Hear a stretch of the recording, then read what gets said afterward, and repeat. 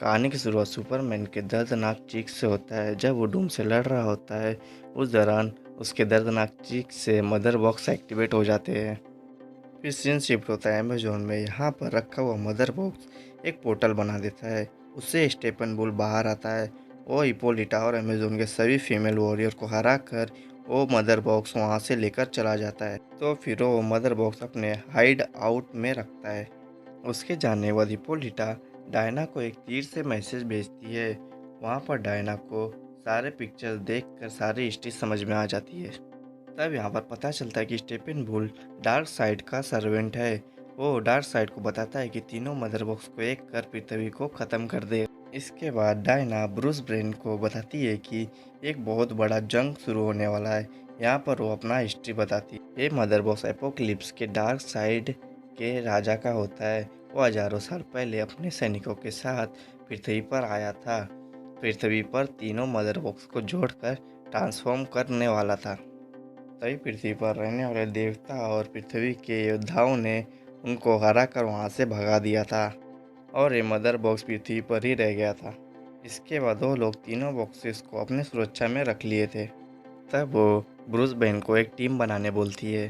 फिर Bruce Ben पैरी को लेने जाता है। उसे पता चलता है कि ये बैटमैन है तो खुद ही टीम में शामिल हो जाता है। इधर डायना विक्टर को टीम में शामिल होने के लिए बोलती है लेकिन वो मना कर देता है। इसके बाद विक्टर उस मदर बॉक्स को ज़मीन में दफना देता है। इसके बाद विक्टर के पिताजी को प्रेडेटर किडनैप कर लेते हैं। उसके बाद स्टेपन बुल समुद्र में जाता है। वो आर्थर से लड़ता है और उसे हरा कर वहाँ से मदर बॉक्स लेकर अपने साथ चला जाता है। फिर स्टेपन बुल उस मदर बॉक्स को पहले मदर बॉक्स के पास रखता है। वहाँ पर एक सील बन जाता है। तभी डार्क साइड वहाँ पर आ जाता है। उसे वो बताता है कि जल्द ही वो तीसरा बॉक्स भी उसे मिल जाएगा।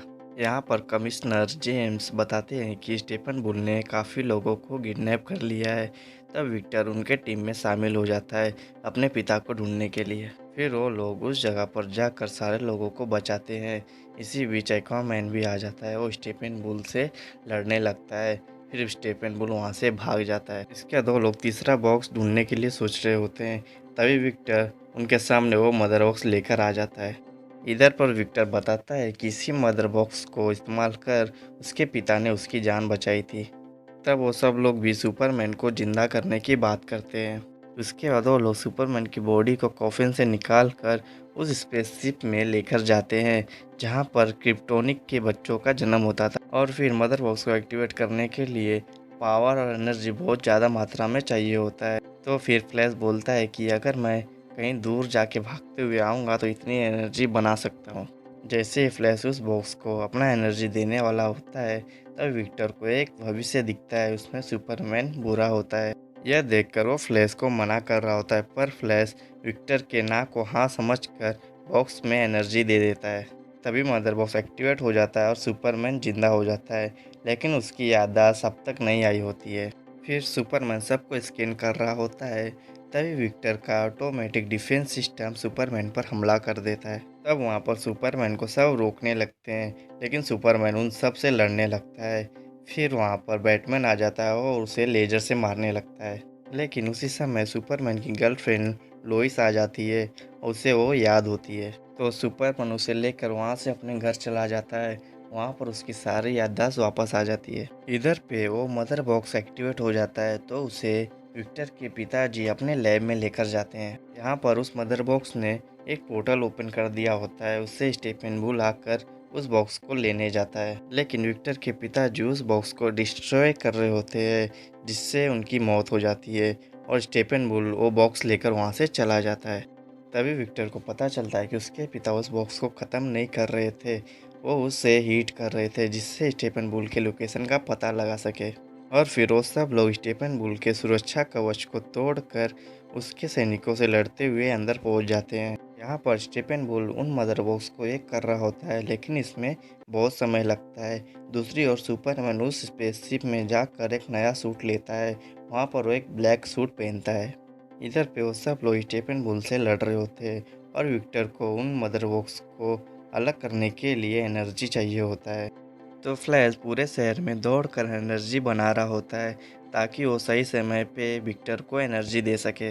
तो फ्लैश पूरे शहर में दौड़कर एनर्जी बना रहा होता है ताकि वो सही समय पे विक्टर को एनर्जी दे सके। इधर स्टेफन विक्टर को रोकने जा रहा होता है, तभी उसी समय सुपरमैन आ जाता है। उसके बाद वो सब मिलकर स्टेफन बुल से लड़ने लगते हैं। तब विक्टर फ्लैश को एनर्जी देने बोलता है। इधर एक प्रेडेटर फ्लैश पर हमला कर देता है। इसके बाद इधर सही समय पर एनर्जी नहीं मिलने के कारण वहाँ पर एक विस्फोट हो जाता है और वो सारे लोग मर जाते हैं। और उसी समय एक पोर्टल खुल जाता है, उसमें डार्क साइड होता है। लेकिन फ्लैश इस विस्फोट से काफ़ी दूर होता है, तो वो उस विस्फोट की तरफ बहुत ही तेज़ी से भागते हुए आता है और समय पीछे जाने लगता है। तभी फ्लैश विक्टर को एनर्जी देता है और सुपरमैन उन बॉक्सेस को अलग कर देता है। उसके बाद सुपरमैन स्टेफन वुल को एक फाइट मारता है और वंडर वुमन उसके सिर को उसके धड़ से अलग कर देती है। और उस पोर्टल में डार्क साइड को स्टेफन वुल की बॉडी पहुंच जाती है। फिर पोर्टल बंद हो जाता है, लेकिन इधर डार्क साइड को एंटी क्यूब इक्विप्शन का पता लग चुका होता है। इसके बाद वो सभी लोग अपनी अपनी लाइफ में लौट जाते हैं और ये मूवी यहाँ पर ख़त्म हो जाता है। फिर हमें पोस्ट क्रेडिट सीन में लेस लूथर जेल से भागकर स्लेड विल्सन को बैटमैन की सच्चाई बता रहा होता है, उससे बदला लेने के लिए। इस सपने में सुपरमैन बुरा होता है, तो उसे रोकने के लिए बैटमैन एक छोटी सी टीम बनाकर उसे रोकने के लिए आता है। उसी समय ब्रूस वेन से मिलने एक एलियन आया होता है। यह रूप बदलने वाला एलियन होता है। बहुत समय से ये पृथ्वी पर रह रहा होता है और इधर पे ब्रूस वेन की टीम में शामिल होने के लिए आया होता है।